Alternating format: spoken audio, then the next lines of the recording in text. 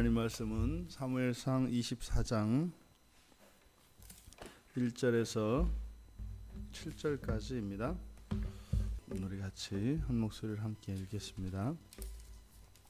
사울이 블레셋 사람을 쫓다가 돌아오매 어떤 사람이 그에게 말하여 이르되 보소서 다윗이 엔게디 광야에 있더이다 하니 사울이 온 이스라엘에서 택한 사람 3,000명을 거느리고 다윗과 그의 사람들을 찾으러 들염소 바위로 갈새 길가 양의 우리에 이른즉 굴이 있는지라 사울이 뒤를 보러 들어가니라. 다윗과 그의 사람들이 그 굴 깊은 곳에 있더니 다윗의 사람들이 이르되 보소서 여호와께서 당신에게 이르시기를 내가 원수를 내 손에게 넘기리니 내 생각에 좋은 대로 그에게 행하라 하시더니 이것이 그날이니이다 하니 다윗이 일어나서 사울의 겉옷자락을 가만히 베니라.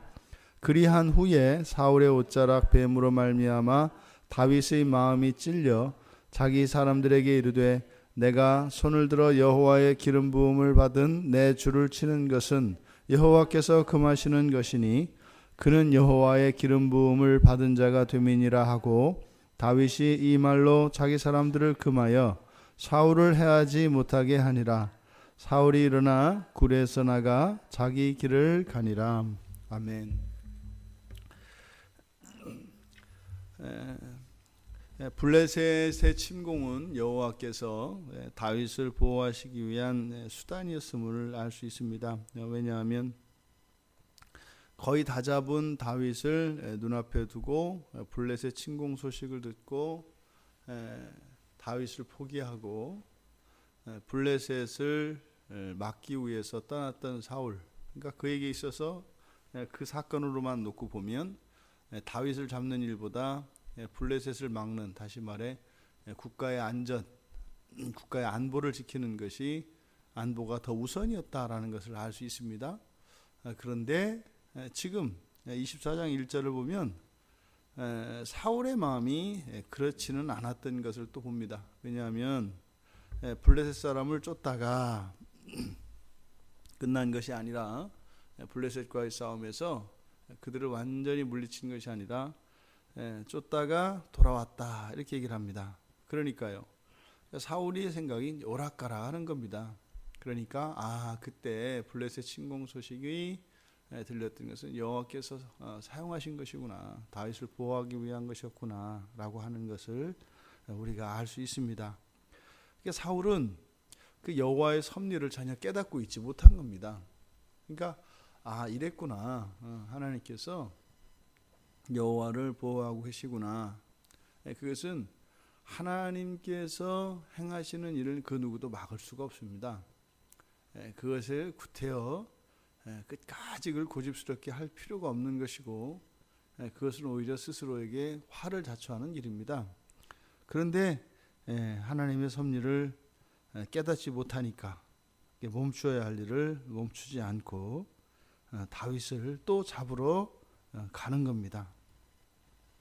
이렇게 사울이 여호와의 섭리를 깨닫지도 못합니다만, 왜 이렇게 중간중간에 보면 요나단과의 대화나 이런 내용을 보면 사울도 이건 아니라는 것을 알고 있단 말이죠. 그런데 왜 이렇게 계속해서 다윗을 추격하고 다윗을 죽이려고 할까?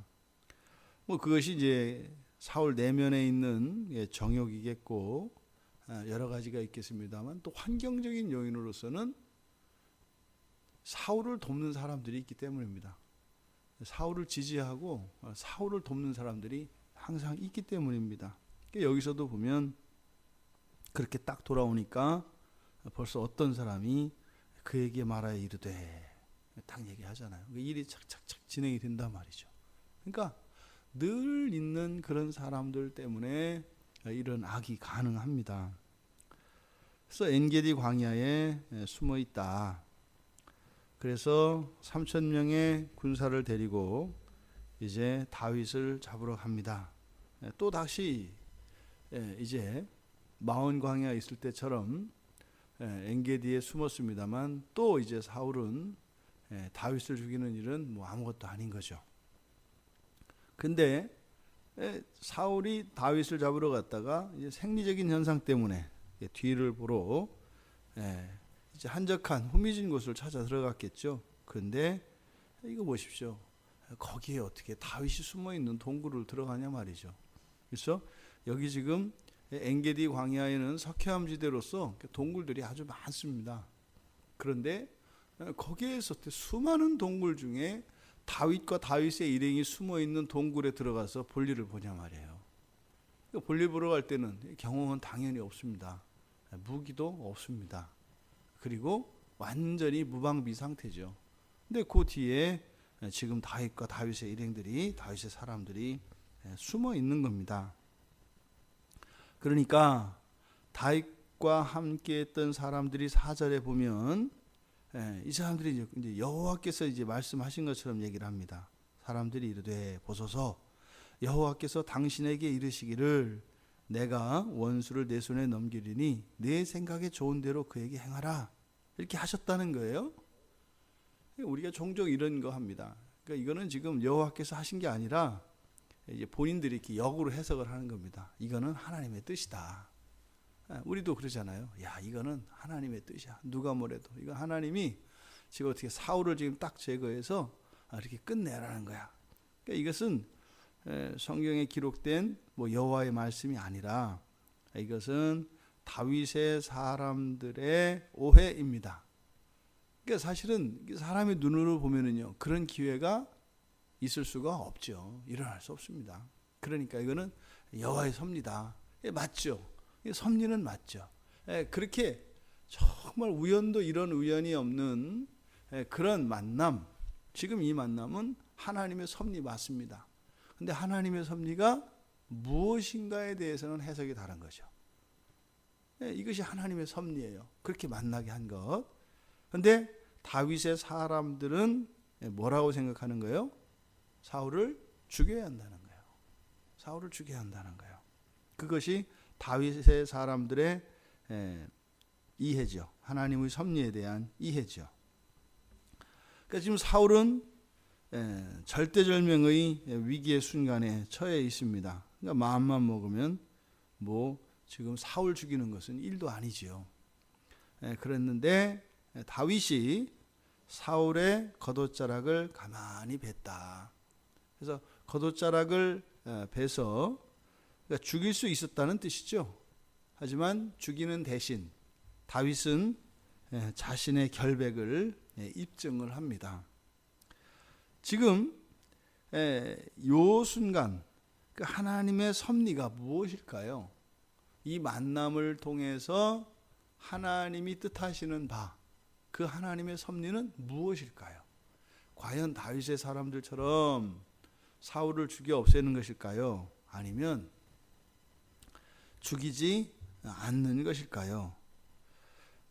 다윗은 사울을 죽이지 않은 이유를 그가 기름 부음 받은 사람이기 때문에 해할 수 없다, 이렇게 얘기를 합니다. 그러니까 만약에 다윗이 지금 사울을 그 자리에서 죽였더라면 이제 더 이상 다윗의 인생에 환란은 없습니다. 이제 끝나는 거잖아요. 그리고 다윗은 이제 왕이 될 겁니다. 왕이 돼서 이제 뭐 이스라엘 백성들도 편할 거고 다윗도 편할 거고 사울도 편할 겁니다. 이렇게 사느니 얼른 죽는 게 낫죠. 맨날 뭐 자다가 이렇게 뭐 다윗 생각하면 벌떡 일어나서 왔다 갔다 해야 되고 불안하고 또 자기가 왕위를 빼앗길 것을 생각하면 억울하고 원통하고 아깝고 그렇게 뭐 그런 마음을 가지고 살아가느니 뭐 세상 떠나는 게 낫지 않겠어요?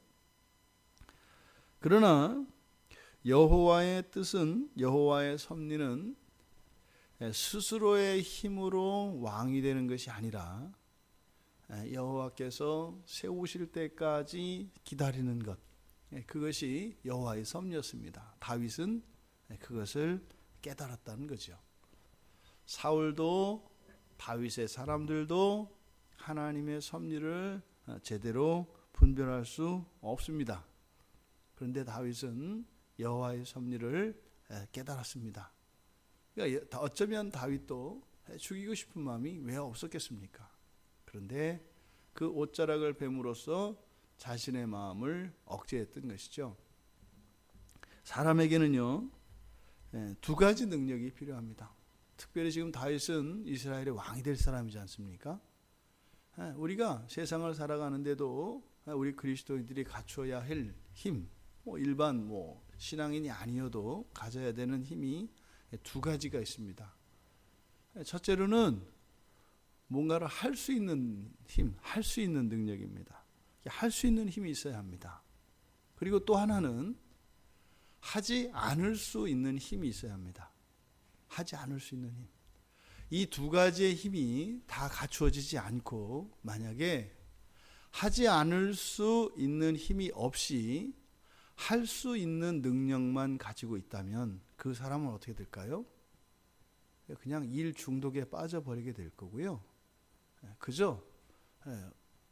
일을 위해서 살아가는, 그래서 어쩌면 많은 일을 할 수 있는, 그러니까 무언가를 할 수 있는 능력을 가졌기 때문에 많은 성과를 내고 업적들을 쌓을 것입니다. 그런데 정작 자신은 그것을 누리지 못할 겁니다. 왜요? 할 수 있는 능력만 가지고 있으면 이 세상에 할 수 있는 일은 무한하기 때문입니다. 무한하기 때문입니다. 그럼 어떻게 돼요? 계속 일만 합니다. 이게 요 시대의 정신입니다. 그러니까 사람들에게 반드시 필요한 일은 뭐냐면 하지 않을 수 있는 능력이 있어야 합니다. 그걸 제가 자유라고 말씀드리죠. 자유는 뭐라고요? 할 수 있는데 하지 않을 수 있는 것. 이게 진정한 자유다 이 말이에요. 그러니까 할 수 있는 능력뿐만 아니라 하지 않을 수 있는 능력이 있어야 하는 거죠. 다윗에게는 이미 골리앗을 넘어뜨리고 수많은 전투에서 다윗은 할 수 있는 능력이 이미 입증되었습니다. 그런데 다윗에게 아직 갖추어지지 않은 능력은 하지 않을 수 있는 능력입니다. 달아날 수 있죠. 위험을 피할 수 있죠. 하지만 하나님의 섭리에 따라 하지 않을 수 있는 능력이 있어야 합니다. 생각도 마찬가지입니다. 우리가 어떠한 것을 인식하고 생각하는 것도 생각할 수 있는 힘, 이게 무엇을 인지할 수 있는 힘 필요합니다. 그런데요, 생각하지 않을 수 있는 힘도 필요합니다. 제가 예전에 딱 한 번 청년 때인지 한 20, 30대에 불면증에 제가 한번 걸려본 적이 있어요. 그러니까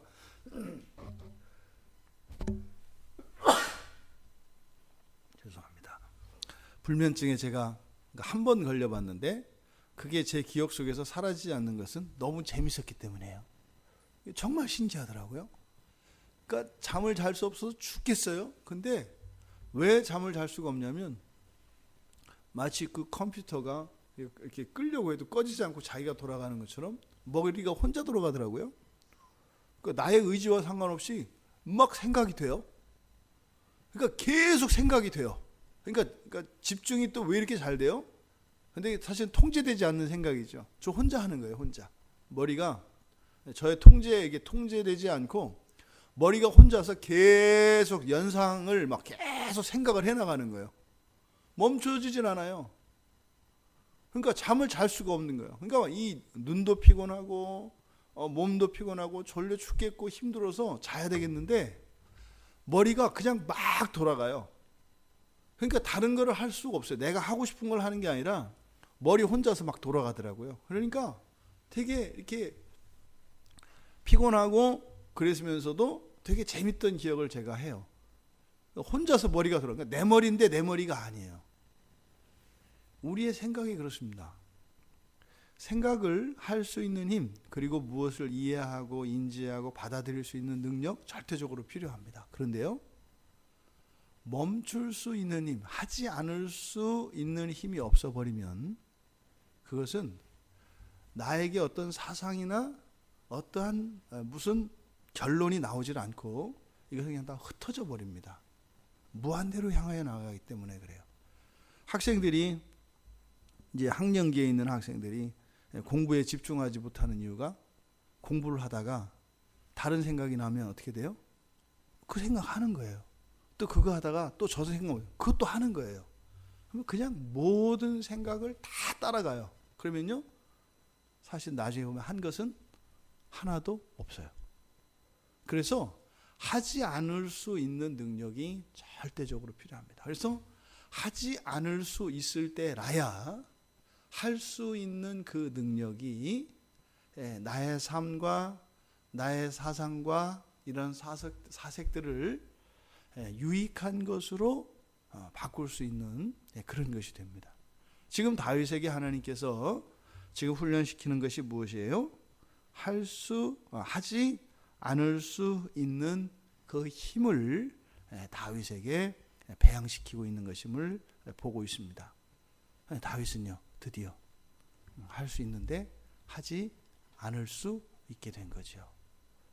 하나님의 섭리를 믿고 하나님의 선하신 뜻을 따라 살아갈 때 우리가 하지 말아야 할 때가 있습니다.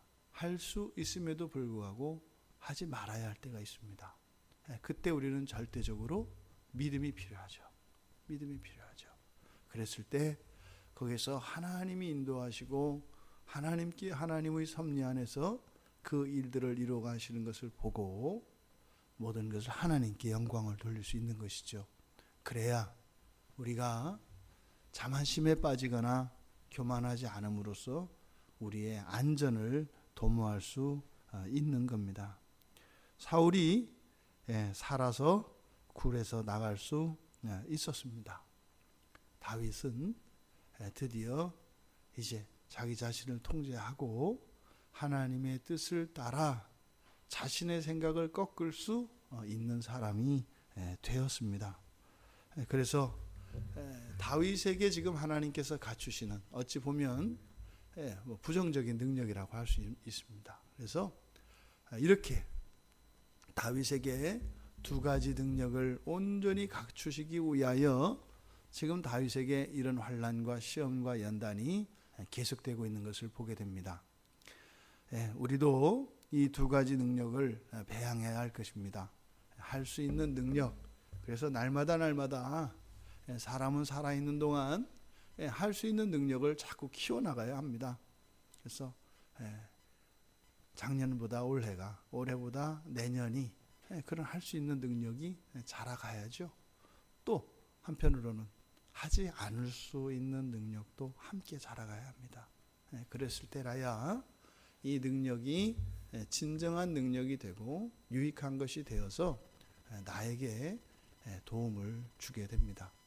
오늘 하루 우리가 해야 함에도 불구하고 할 수 없을 때가 있을 것입니다.